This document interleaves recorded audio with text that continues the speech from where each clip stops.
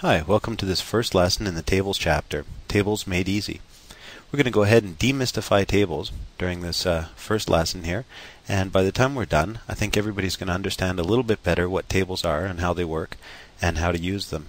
It seems like it's a slight topic of difficulty for some people, so this is going to be particularly useful for people who are just getting their traction with the action scripting in AutoPlay Media Studio. So I hope everybody goes through these lessons in this chapter and really enjoys them. Okay, let's jump right in.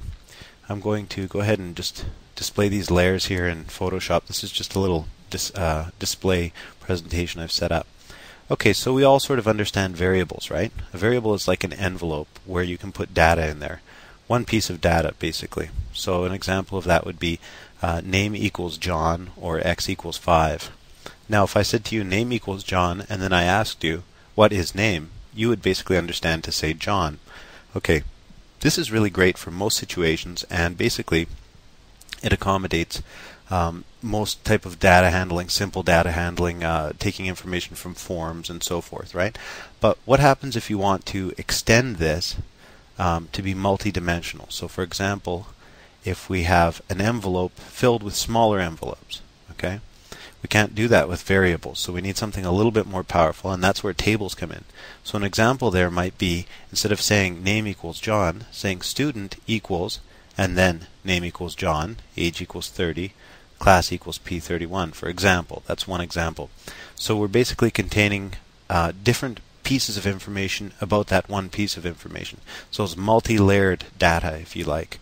Here's another example where we've created a table called date, and then we've inserted different values into different envelopes, if you like, within that table. Okay, so date 1, so the first envelope equals Monday, date 2 equals May, and so forth.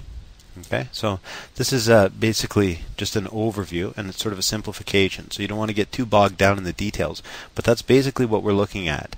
A variable is like an envelope, and a table is kind of like an envelope filled with envelopes.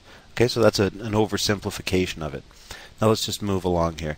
If you go to our website on the add-ons page, you see actually that we have a table here which displays the different add-ons for AutoPlay Media Studio, and it gives a different piece of information for each add-on. So for example, here in the horizontal rows we have the title and so forth, and that will be the identifier for that particular element, if you like, within the table.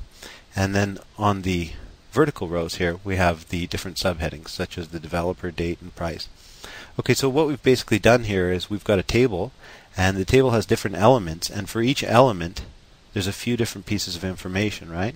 So for example, for the calendar object we've recorded the information for the developer, the date it was released, and the price. And we've done the same thing for each of these plugin objects, and we can basically sort by the different columns and so forth. So this is basically what tables are based on. It's based on a grid, if you like, of data, or a table of data such as you see here. Okay, I'm going to go ahead and move ahead here. Now, I've got a little analogy for that at the bottom here. We've got little envelopes of data flying into a filing cabinet, and we've called the filing cabinet the table. So that's another analogy, another way of visualizing what a table is. Let's go ahead and take a look at some facts about tables. Okay, so the first fact here is a table is just another word for array. They are the exact same thing, and some people also refer to arrays as a hash. Okay, so if you hear somebody say a hash, that's basically somebody usually referring to a three-dimensional array. Okay, so a table and an array are the same thing, and in computer language they're just a grid of data, basically. Okay, so if we go on to the next line here, you'll see here's another example of a simple variable. Student 5 equals Jim. And then here's extending that into a table. Student 5 equals Jim, science 30, 80%. And obviously that's his class and his grade. Okay, so this is what we call a numeric table, and that means it's just got numerically indexed values here. So for example, student 5.1 would equal Jim, student 5.2 would equal science 30, student 5.3 would equal 80%.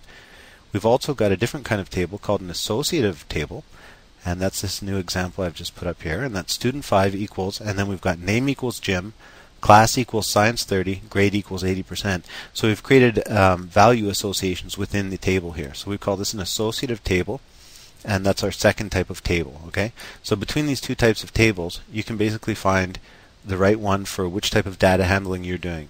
So for example, if we were using a table to describe a rubber ball, we might only need to use a numeric table where we could say rubber ball equals, and then we could say red, bouncy, large, soft, whatever. And in the next instance might be more appropriate if we wanted to get really detailed about that rubber ball and say size equals 8 inches in diameter, color equals crimson, and so forth. So depending on what kind of data you need to store about an object or about a particular piece of information, you might choose to use a numeric or an associative table. Okay?